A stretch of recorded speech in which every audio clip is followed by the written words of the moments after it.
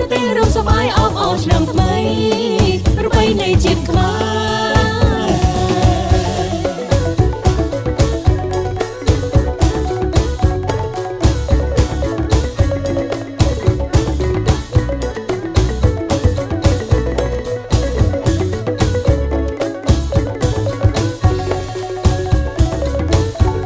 រីករាយថ្មីចូលឆ្នាំថ្មីសិង្ហរីសួស្តីប្រពៃណីជាតិខ្មែរ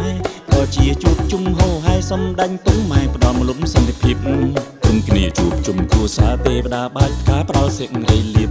ខ្មែរសុខចម្រើនសេរីភៀមសំដាញ់ធម្មប្តីនឹងលោកជំទាវបណ្ឌិតនៃកម្ពុជាតាមទុំនាមប្រពៃណីកូនខ្មែរប្រុសស្រីជុំគ្នាទៅវត្តយកស្រាំងចង្ហាន់នំនែគ្រប់ប្រភេទប្រគេនព្រះសង្ឃដើម្បីឧទ្ទិសកុសលឲ្យបានទៅដល់ដូនតាគ្រប់ចំនួន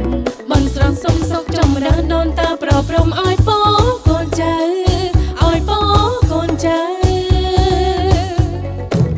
មហាសង្ក្រាន្តអង្គក៏25ខែក្រោយជួបជុំមិត្តភក្តិបងប្អូនលេងល្បែងប្រជាប្រិយចៅឈុំបងគុញគេប្រត់វាក្អមលេងកសែងប្រពៃណីខ្មែរជុំរីករាយក្អាកអាយបរទេសរួមសប្បាយអបអរឆ្នាំថ្មីប្រពៃណីជាតិខ្មែរ